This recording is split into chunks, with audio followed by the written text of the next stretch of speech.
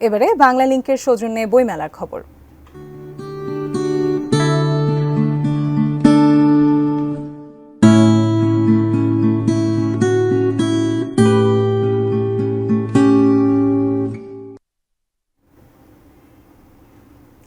প্রিয় লেখকের নতুন বইয়ের খোঁজে অমর একুশে বইমেলায় বাড়তে শুরু করেছে পাঠকের আনাগোনা।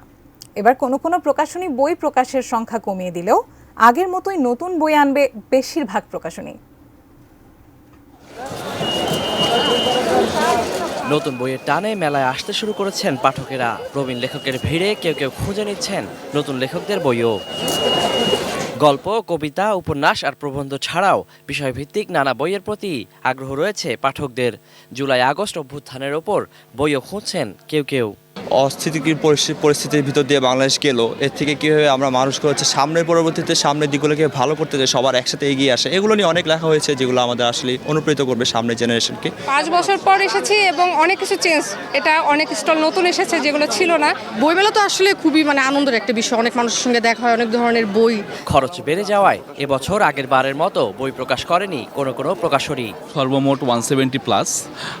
এবার আসলে আমাদের বই একটু আমরা কমিয়ে এনেছি, সেই ক্ষেত্রে এবার আমাদের বই আসবে 50+।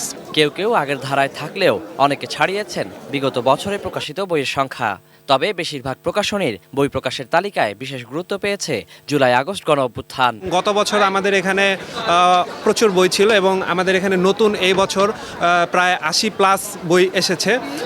যারা পাঠক তারা আসলে আমাদের এখান থেকে তাদের ইচ্ছা মতো সকল ধরনের বই খুঁজে পাবে।